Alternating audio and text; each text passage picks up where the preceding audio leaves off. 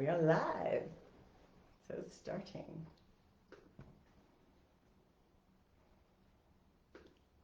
And there we are. Hello, hello, everyone. It is a real pleasure to be here back again this week. I did it once, and now I must be a professional. I am Susan Cameron. I am the Liberal candidate for Regina Lewvan, and I'm happy to spend some time virtually with you folks today to answer some questions and let you know a bit more about me, about the Liberal Party platform, and how I would love to be your voice in Ottawa.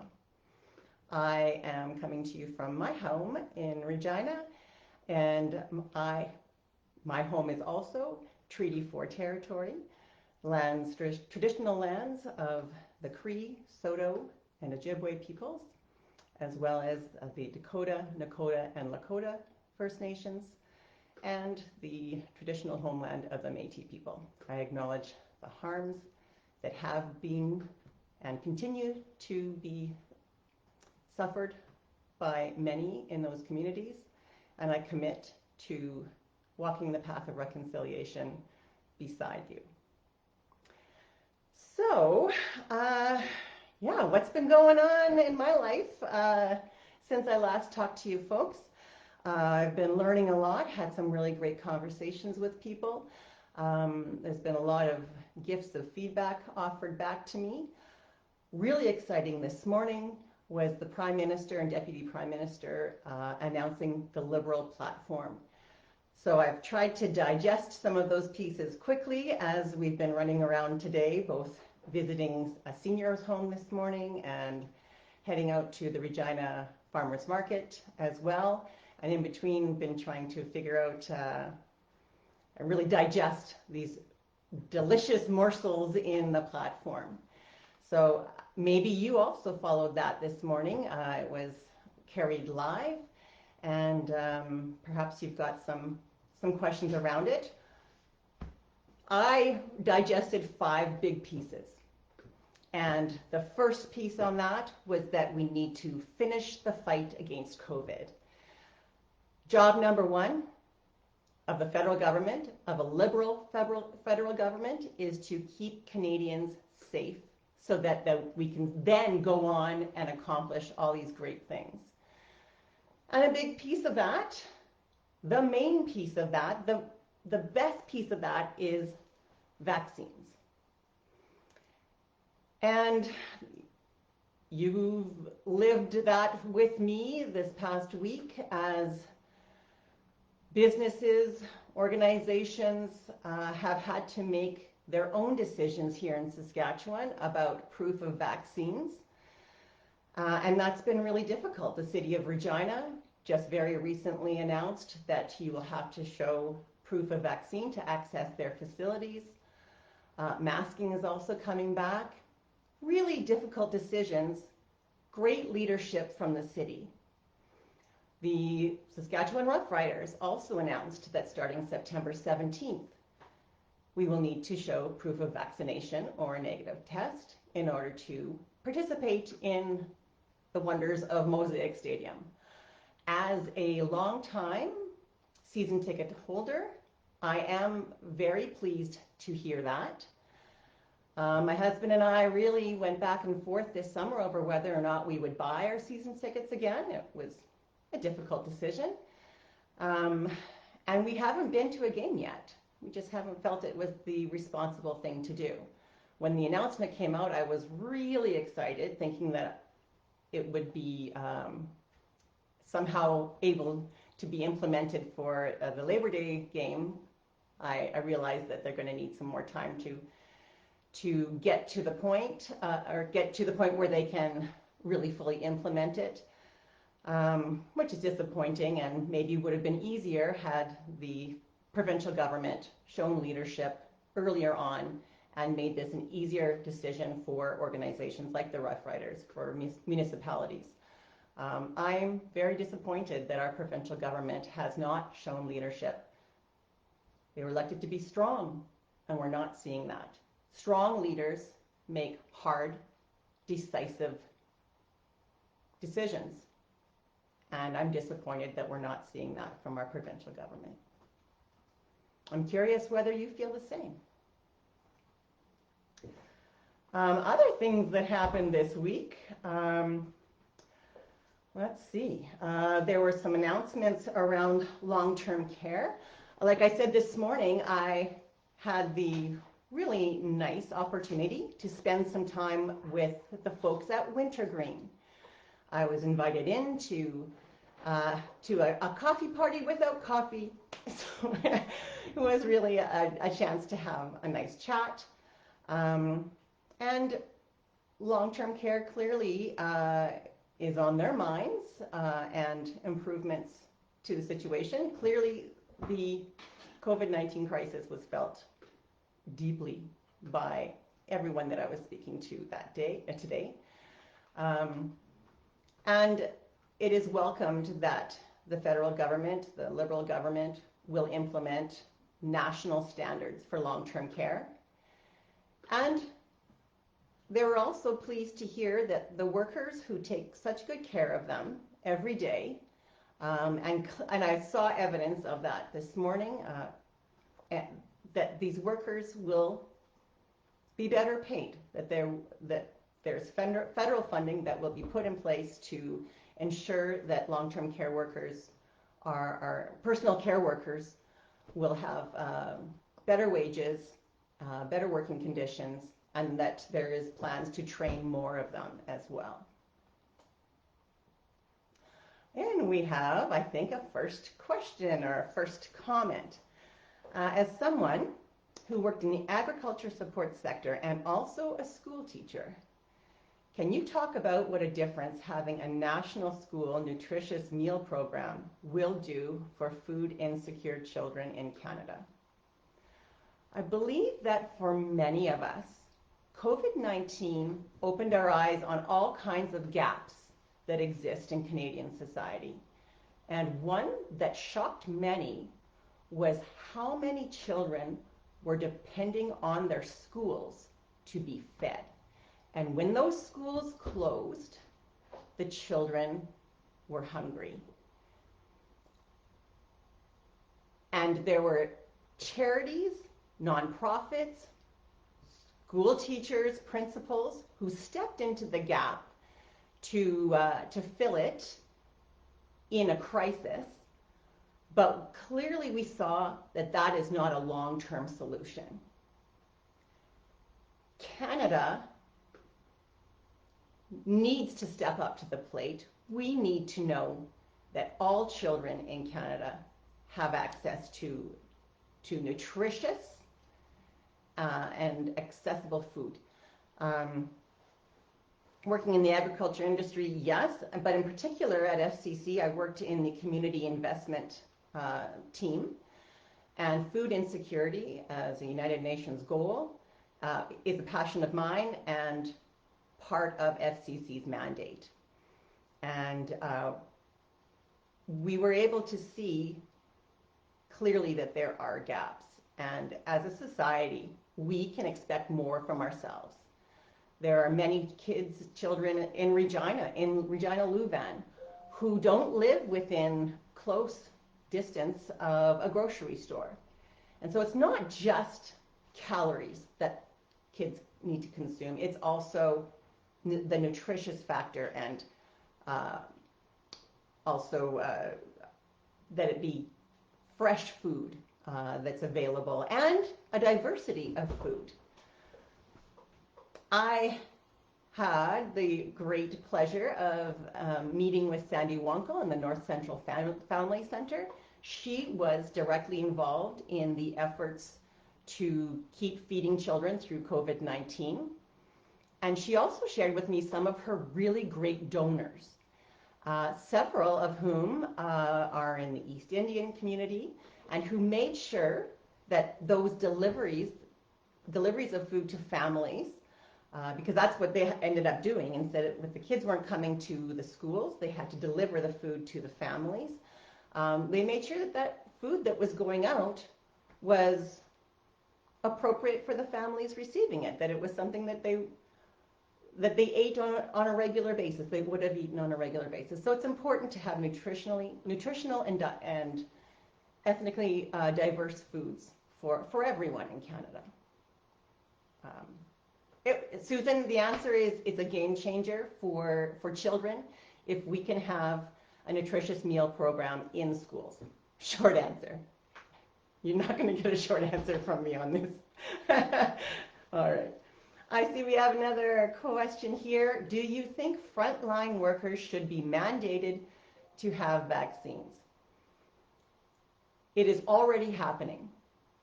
The private care homes in Saskatchewan have already mandated that their frontline workers must have proof of vaccines in order to be working.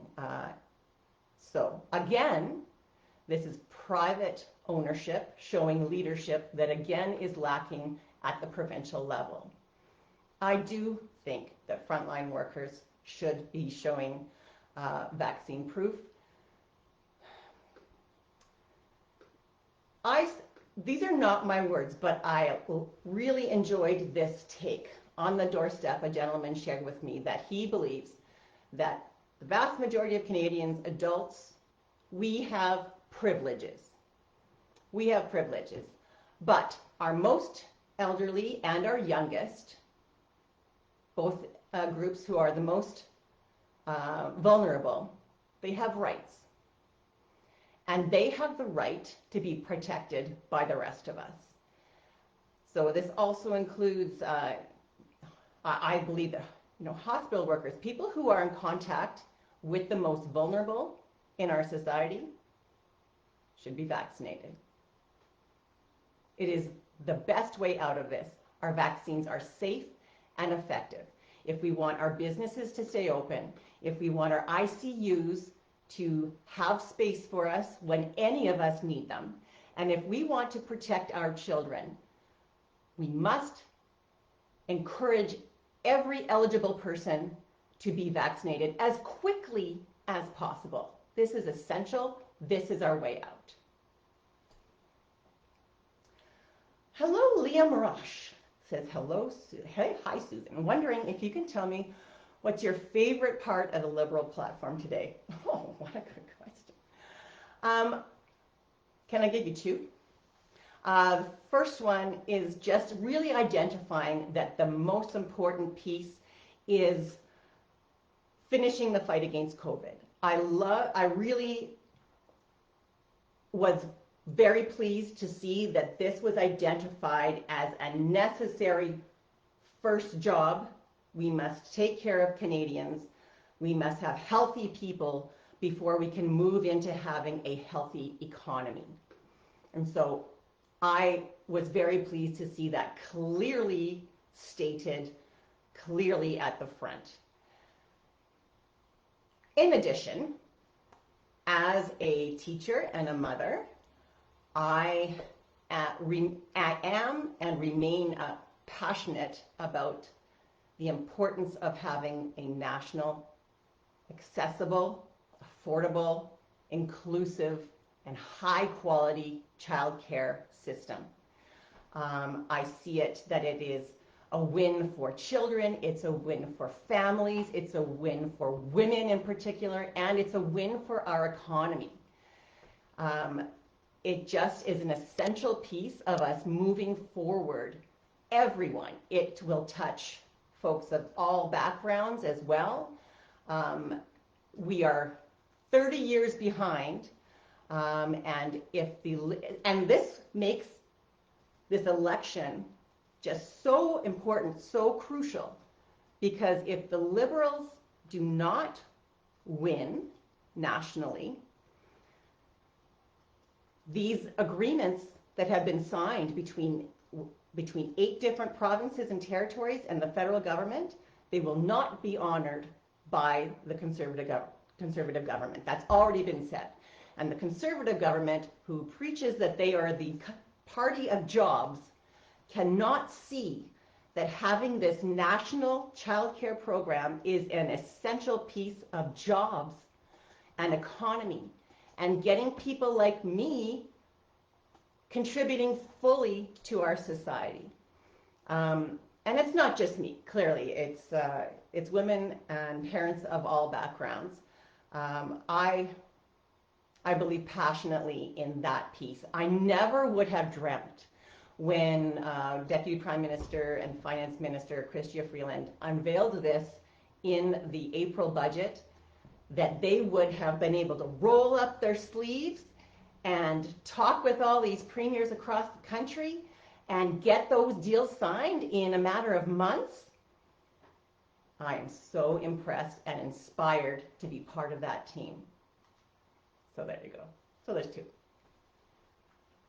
But there's so much more. Can I talk about the rest too? Let's see. Yeah, I will if nobody else asks about them. All right, here we go. I have another question. I've been following my Facebook page. Question is, how do you deal with all the hatred and misinformation online and in public from conservative followers and politicians? Well, we all, or many of us, saw on the news the attacks on the Prime Minister, so that was really public. And I have to say, I really admired the way that he responded that night. In the face of all of that anger, he did not react with anger. He reacted with compassion and curiosity, and I saw true leadership in that. I don't know how you combated that. And then, since that evening, we've also heard a different tone from him as well. And it was in particular in response to further venom from folks who are against proof of vaccines. And, you know, I have to agree that the vast majority of us have done what was asked of us. We masked, we distanced ourselves from people we loved, we reduced our mobility, we washed our hands 25 times a day, and when the vaccines were available, we rushed to get them. Some of us were in our cars for 6 hours, and we did what was asked. The vast majority of us did. However, there is a minority who, for various reasons, have not taken those steps. And I feel like the conservative premiers, perhaps, but conservative federal leadership for sure, is not protecting that majority of us. And we deserve better of our leaders. We deserve leadership from them. They are supposed to be governing. They need to govern and make those decisions with the experts' advice that they have. As far as the hatred coming through, it's true. There's all kinds of comments that come through to my Facebook, which is really a new experience for me, I have to say. And I have a great volunteer who goes through them and tries to not have me, internalize those.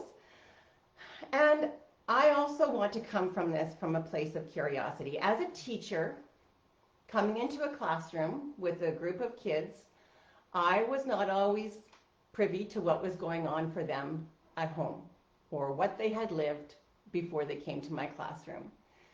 And that would color how they were able to show up for me. So I've learned as a teacher not to pass too many judgments, that very often these comments that I'm receiving and the Prime Minister is receiving come from a place of fear. I was brought up in a house where science was valued and healthcare was to be trusted. Throughout the pandemic, I have very well understood that recommendations can evolve. That's the way science is. But I also understand that those pieces don't exist for everyone. I come from that place, not everyone does. So while I really want to see our government, our provincial government, step up and into a place of proof of vaccines. I also understand that some people are afraid. So I have some understanding, but I still feel that there's also another group who are just waiting to be inconvenienced. So let's keep that going. Okay. Are there any new ideas or plans to facilitate the federal and provincial governments to be less adversarial with one another over such important issues as health and etc.? Thank you, Brenda. Well, I was just saying to someone that I think I have two superpowers. It is not to be a master debater. My superpowers are that I am a possibility thinker. And so I'm always going to see hope. I'm always going to see commonalities and common goals that we can achieve together. Federally, provincially, together. I believe that we don't have to be in an adversarial position. And my second superpower is that I love to build strong relationships in order to find, again, commonalities and figure out how I can connect people and ideas in order to, again, to advance a common goal, to advance a good cause. So all I can tell you, Brenda, is that that's my nature. That's who I am, and that's what I will take with me to Ottawa if you vote for me. So, oops, sorry, clearly I'm talking way too much. But Brenda, I don't know if I have a clear answer on how to solve the adversarial relationships, particularly between Saskatchewan and the federal government, except that there is proof that we did sign that childcare agreement. Maybe you were as surprised as I was that happened on that Friday. I was very happy to see it go through, and it's proof that it can happen. The other piece that is possible, and that is actually in the Liberal platform this morning and has been done in the past, is direct transfers of monies to municipalities. And that is happening particularly in the area of affordable housing. Most recently, there was a good grant, I want to say $7 million, given to the city of Regina in order to build affordable housing. It's really important for us all to be kind. And again, I go back to my teaching experience, right? There's going to be disagreements, and there's going to be different priorities between the federal, the provincial, and municipal governments. And, that's who I am. Treat people with kindness, like Harry Styles, and try to find ways to move forward always. Okay, so let's see. Thanks, Chris.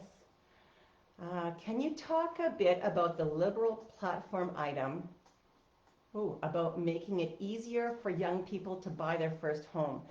Susan, I saw that. I read that as well as part of one of the big pieces in the platform about housing. And I have to tell you, I haven't dug into it more, so I'll have to get back to you on that one. It's exciting that I believe there's some savings. You know what? I'm not going to go into because I read it really quickly before going over to Wintergreen. But I'm so glad to see housing as a priority.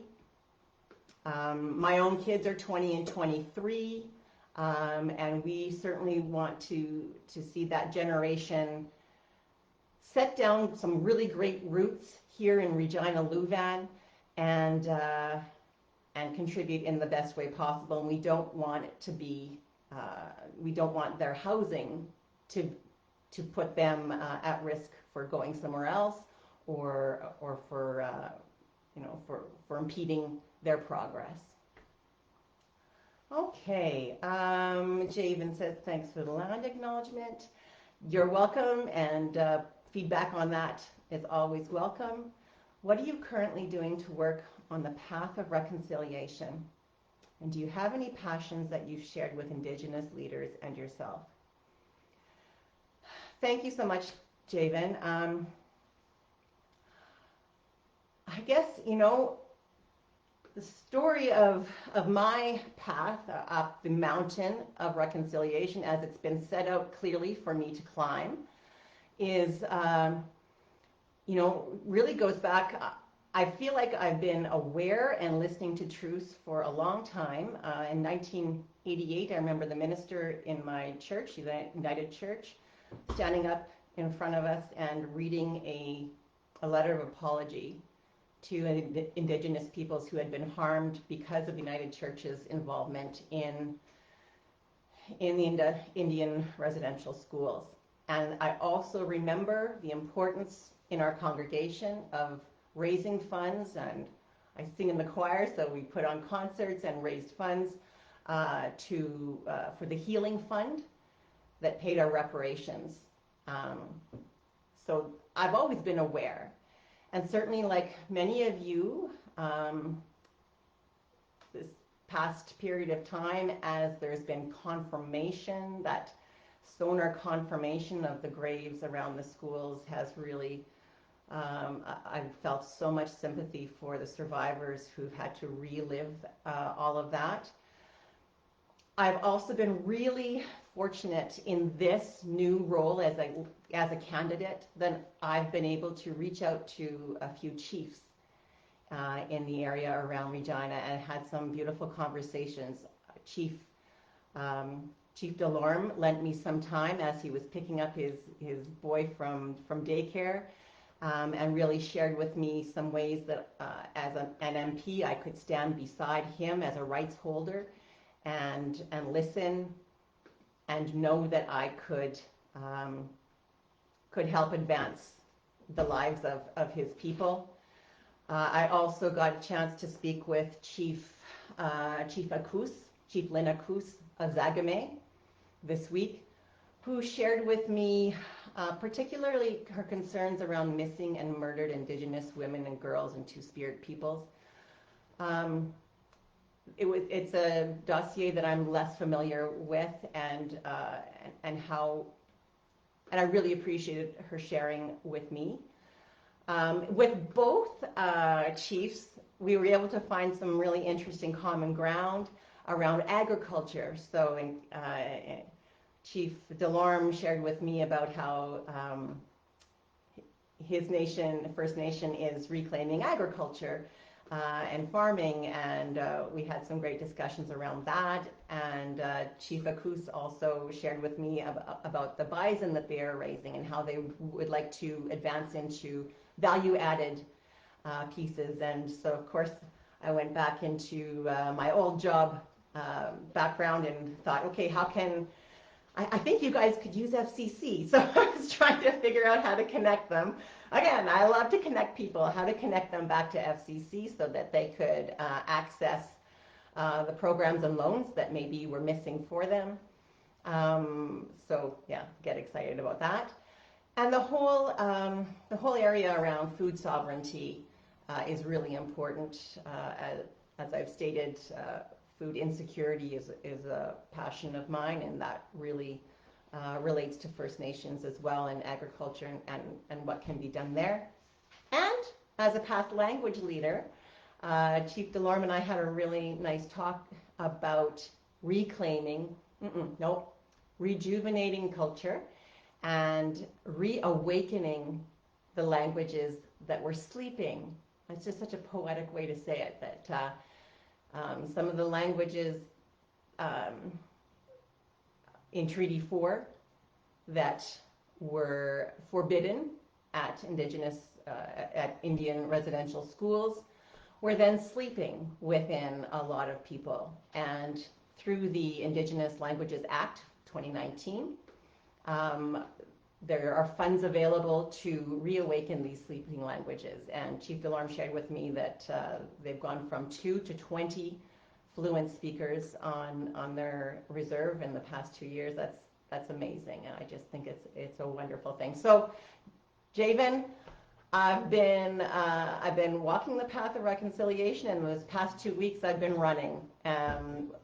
Thankfully, besides some really great leaders and gifters of knowledge. Conrad, at the halfway point of your first campaign, what has surprised you the most, good or bad, about the experience?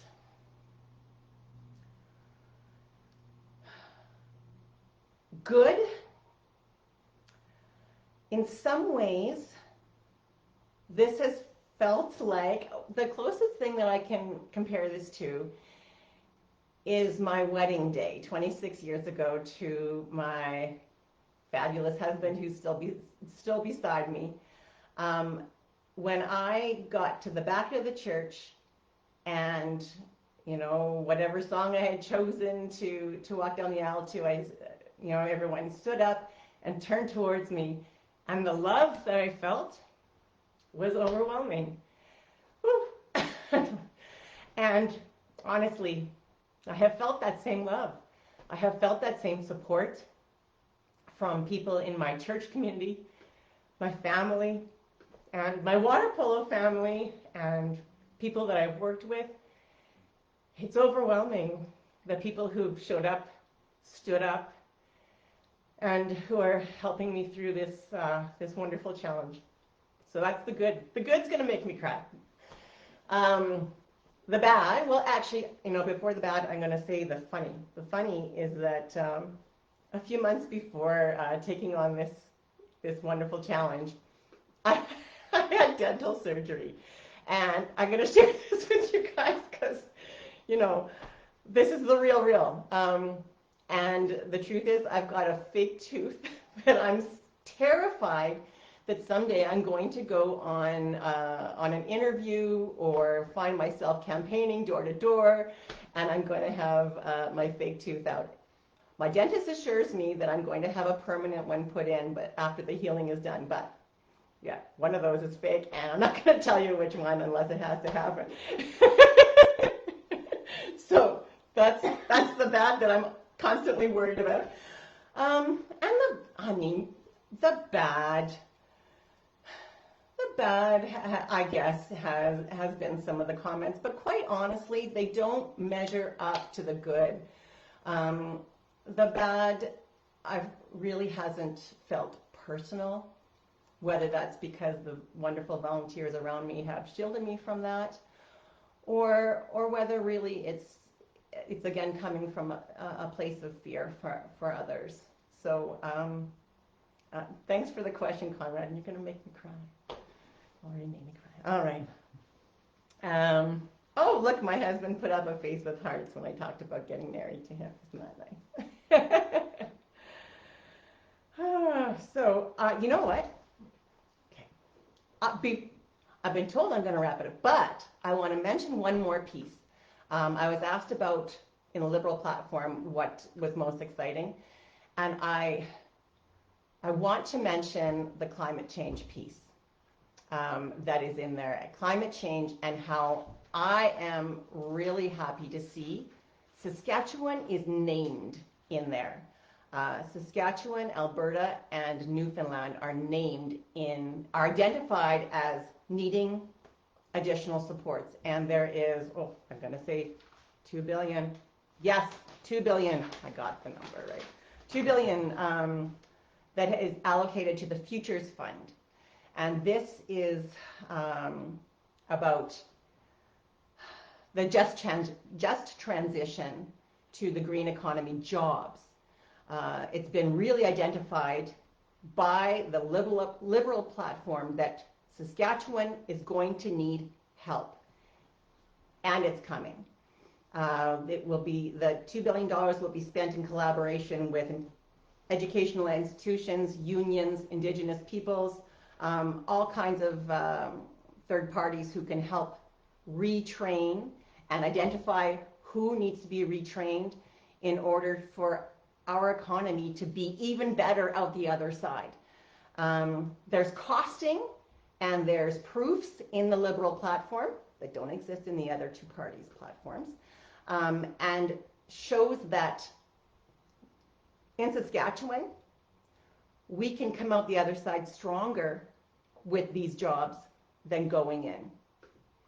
And I also really like that in this whole energy sector piece in the platform, specific mention is made for including women, LGBTQ2S plus peoples, and Indigenous peoples in this workforce.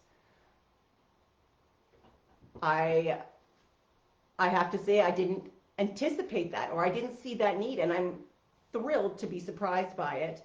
And I think it's just fabulous that that we're not just thinking inside the box. We're realizing that for these new jobs, we can be more inclusive. We can be deliberate about being more inclusive and training a more diverse population for these great new jobs that will see Saskatchewan thrive out the other end of this. Once we're healthy, we can then have a healthy economy. We can do this together. In Saskatchewan, that's what we do. We look after each other. We can do this. We can do this together. Thank you so much, everyone, for coming out. I really appreciate it. Sorry for getting a little misty talking about all my fabulous supporters. Yeah, I hope that you've felt that you know me a little bit better, because I am asking for your vote. I'm asking for you to vote for someone who will represent you, your family, your community in Ottawa on the government side. I am bilingual. I am passionate. I think of positive possibilities, and I want to be that voice for you. So on September 20th or before, I've already voted. You can absolutely vote for me and know who I am. Thanks so much for joining me. See you next week, I think. Yeah. Okay. Bye-bye, everyone. Thank you.